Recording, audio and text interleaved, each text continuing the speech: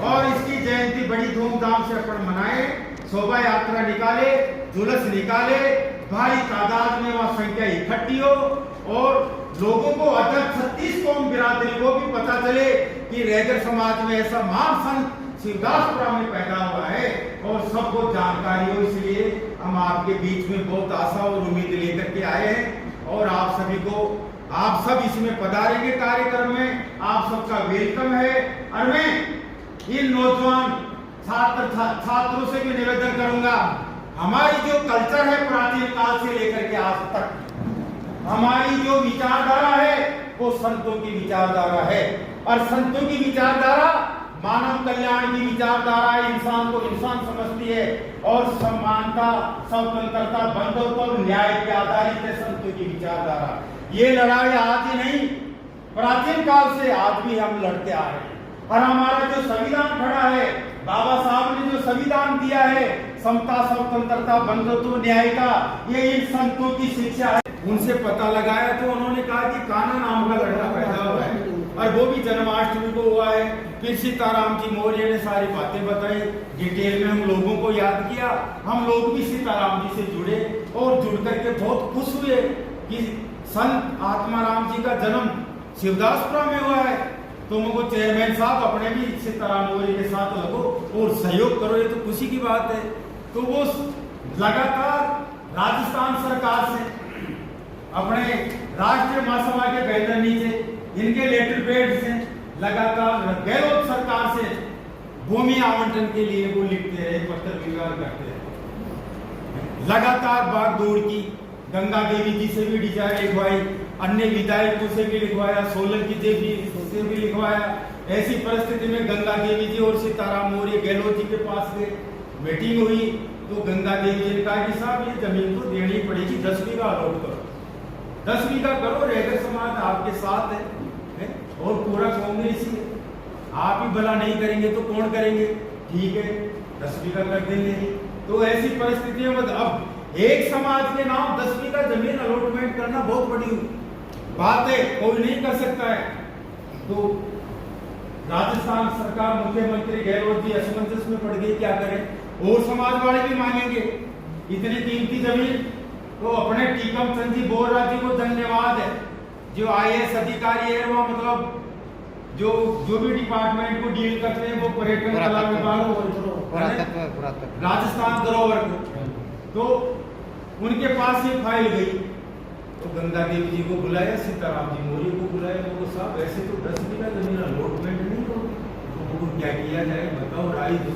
तो उन्होंने कहा कि भाई पैनोरमा का प्रोजेक्ट तैयार करते हैं, प्रस्ताव तैयार करते हैं, वो गहलोत सरकार के पास अपन रखते हैं, बात करेंगे उनसे, दिमाग में बैठ गई तो अच्छी बात।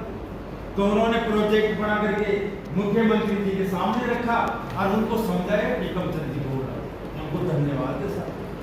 मुख्यमंत्री जी ने वो बात मानी और तुरंत 10 बीघा जमीन अलॉटमेंट करके उन्होंने घोषणा कर दी कि शिवदासपुरा में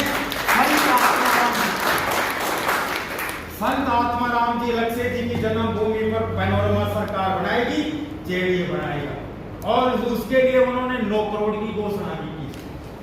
गहलोत सरकार को धन्यवाद है और गंगा देवी जी विधायिका को भी धन्यवाद है, सीताराम मौर्य जी को भी धन्यवाद। ऐसे वो क्यों, हमारी एक ही MLA थी, तो ऐसी परिस्थिति में ये सब काम हो गया। तुरंत ही आचार संहिता लग गई 2023 में, आचार संहिता लगते काम पेंडिंग, सरकार बदल गई, अपने बजट लाल जी की सरकार आ गई, क्या करें। फिर हम लोगों ने देखा कि मौर्य साहब पीछे लगो, सुस्त मत बैठो और बराबर पत्र व्यवहार करते रहो। पत्र व्यवहार किया उन्होंने, बैठे नहीं। लेकिन मैं धन्यवाद दूंगा राष्ट्रीय महासभा को, BL रावत साहब, जिन्होंने आप सभी की सहमति से पहला समाज सुधार का जो सम्मेलन हमारे आदरणीय रामोतार जी जिलाध्यक्ष जी ने करवाया कुंदनपुरा में, बहुत बढ़िया सफल रहा। और जो 16 प्रस्ताव लिए गए हैं, अगर वो समाज में लागू होंगे तो इस समाज का उद्धार होगा और ये नई पीढ़ी को शिक्षा के क्षेत्र में आगे बढ़ने का मौका मिलेगा। तो उनको भी हम लागू करेंगे। बहुत बढ़िया इनकी सोच थी, बढ़िया सम्मेलन रहा, इनका सफल धन्यवाद है। लेकिन उनके बाद में इन्होंने जो महासम्मेलन करवाया राष्ट्रीय महासभा बिरला ऑडिटोरियम में 21 मई का, जिसमें वो सभागार खचाखच 3000 लोगों से भर गया और उसमें हमारे आदरणीय मुख्यमंत्री जी भजन लाल जी पर बधाई धन्यवाद है। तो प्रथम उनको ज्ञापन दिया गया अपने आत्माराम लक्ष्य जी की जन्मभूमि के बारे में और पनोरमा जी के बारे में कि 7-10 बीघा जमीन अलॉट की जावे और पनोरमा संत महाराज का बना करके दिया जावे। तो भजन लाल जी ने यही घोषणा की कि सबसे पहले शिवदासपुरा में संत आत्माराम जी लक्ष्य जी के लिए आपको 20,000 वर्ग मीटर जमीन आवंटन की जाएगी। अब 20,000 वर्ग मीटर 8 बीघा पक्की जमीन होती है, बहुत अच्छी बात है। और पनोरमा के लिए जल्दी आपको बजट पारित कर दिया जाएगा। तो मैं धन्यवाद दूंगा भजन लाल जी को, अपने राष्ट्रीय महासभा के माध्यम से उन्होंने हमारी अर्जी सुनी, तत्काल घोषणा की, तत्काल जेडीसी को लेटर भेजा, जेडीए को, और उन्होंने मोखा रिपोर्ट के लिए भेज दिया। मोखा रिपोर्ट तैयार करके ये अपने गोपाल जी और पूर्ण जी इनके गणमान्य लोग वहाँ पहुंचे और वो रिपोर्ट तैयार करके जेडीसी के पास में गई। तो उन्होंने ऑर्डर निकाल दिया आवंटन का, और नगर स्वायत्त शासन विभाग ने भी ऑर्डर निकाल दिया है। तो मैं राष्ट्रीय महासभा के पदाधिकारियों को, बीएल लवल साहब को बहुत बहुत साधुवाद, बहुत बहुत धन्यवाद अर्पित करता हूँ।